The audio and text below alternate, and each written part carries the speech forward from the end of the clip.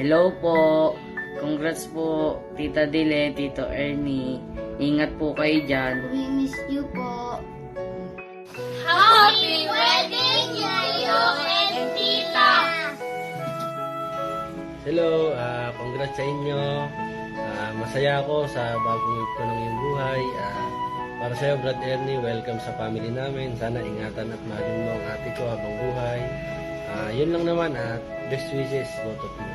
Ayun, sa akin naman, congrats ate and kuya. Nakakabigla tong bagong ganap sa buhay nyo, pero gusto lang namin malaman nyo na nakasupport kami sa desisyon nyo na ito. At namimiss na namin kayo and wish ko lang na sana lagi kayong ingatan, protektahan ni Lord at higit sa lahat, pagtibayin niya palalo yung relasyon nyo. Yun lang.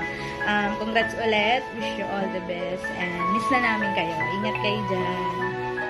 Kakat ko na lang. 1, 2, 3, and go! Congrats!